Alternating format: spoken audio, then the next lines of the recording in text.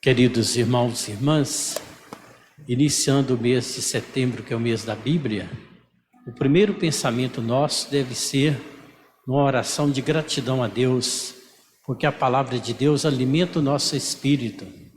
Há pessoas que dizem assim: eu estava participando na vida da Igreja Católica, mas eu não tinha costume com a Bíblia, nem ouvia, nem lia a Bíblia. É uma ignorância, né? Porque aqui está a Bíblia da liturgia. O lecionário é a Bíblia da liturgia.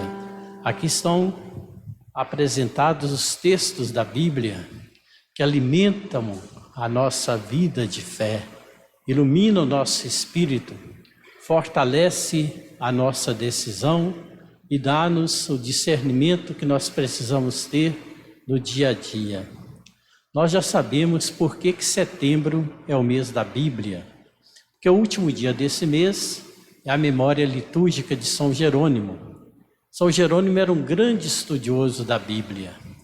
Ele disse: ignorar a Bíblia, ignorar as Escrituras, é ignorar o próprio Cristo.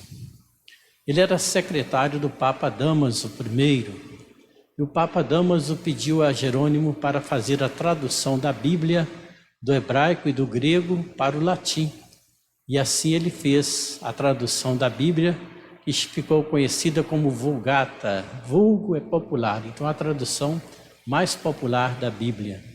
Mas quando o Papa pediu a São Jerônimo para fazer a tradução da Bíblia, ele disse assim: como que eu vou traduzir a Bíblia se eu não sei hebraico?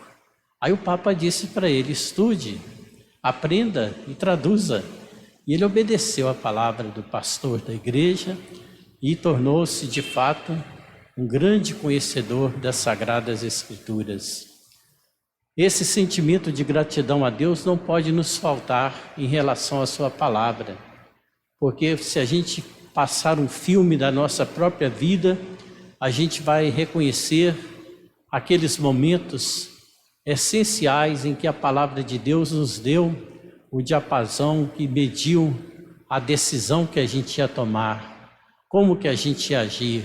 Foi a palavra de Deus que veio aos nossos corações e ali encontrou a terra boa e produziu fruto na hora certa. A palavra, então, é esse alimento espiritual que não pode nos faltar. Este ano está completando 50 anos que no Brasil inteiro é realizado o mês da Bíblia, no mês de setembro. Começou em Belo Horizonte. E nesse jubileu de ouro do mês da Bíblia, o grande convite da igreja é que nós exercitemos a leitura orante da palavra de Deus. Tem as técnicas apropriadas para a gente fazer essa leitura orante, conhecendo o texto, o contexto, o que aquele texto está dizendo para a gente, o que o texto em si quer dizer. E aí vai toda uma técnica para a gente vivenciar a interiorização da palavra de Deus. Porque é claro, a gente não vai ler a Bíblia igual a gente lê uma revista, um jornal, uma notícia qualquer que seja. É a palavra viva de Deus. O Espírito Santo iluminou não só os agiógrafos, que foram os que escreveram os livros da Bíblia, mas o Espírito Santo ilumina também cada um de nós ao fazer a leitura da palavra do Senhor.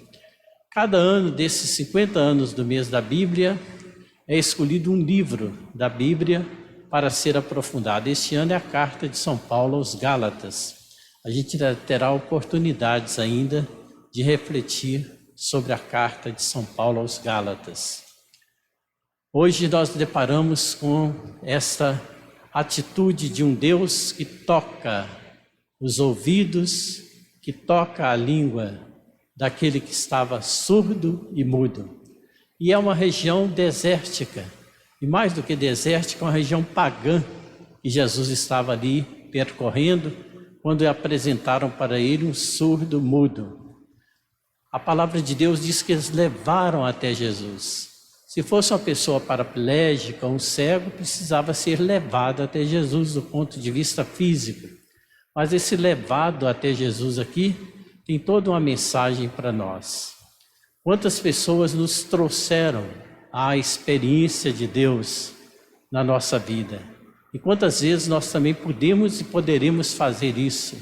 conduzir as pessoas à experiência do Cristo que veio libertar e salvar.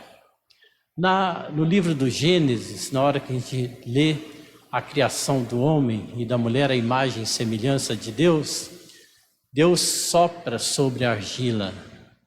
Deus sopra sobre a argila e ali tem a criação do homem e da mulher. Aqui Jesus sopra, toca na língua, nos ouvidos, e é criado o novo homem e a nova mulher. Porque não se trata apenas de uma mudez, de uma surdez, mas trata-se de uma realidade da humanidade que se afastou do projeto de Deus. Lá no Jardim do Éden, nossos primeiros pais deram ouvidos ao demônio que falou através da serpente. Pelos ouvidos chegou então a separação, o afastamento. E é tocando nos ouvidos daquele que estava surdo que Jesus veio libertar a humanidade da surdez que nos distanciou desse projeto de amor de Deus, que nos criou para viver a experiência da alegria, da contemplação do jardim, como foi assim posto na Bíblia, esse sentido tão bonito. Deus veio através de Jesus fazer esse resgate. Nós precisamos nos deixar alcançar por um Deus que quer tocar-nos, para libertar-nos da nossa mudez, da nossa surdez, daquilo que nós não somos capazes de ouvir e de proclamar, da experiência da presença de um Deus que está constantemente agindo em nossa vida, sempre conosco, sempre manifestando o seu amor e a sua bondade.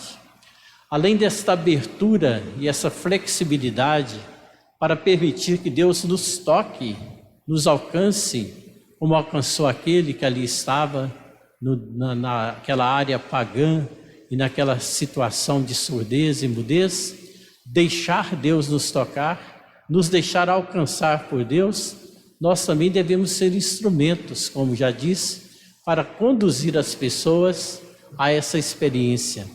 Através da nossa vivência da fé, Deus toca os corações das pessoas, Deus toca a vida das pessoas para criar o homem novo, a mulher nova. Deus quer fazer isso através de nós.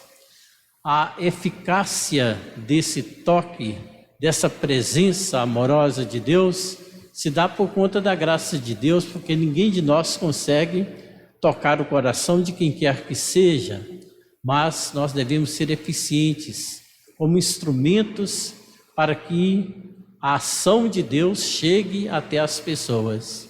Então vamos continuar celebrando na certeza de que essa palavra de Deus é um alimento para a nossa vida espiritual. Essa palavra de Deus, ela fica presente em nossas vidas e produz o seu fruto a todo momento. Jesus, manso e humilde de coração, creio em Deus Pai, Todo-Poderoso.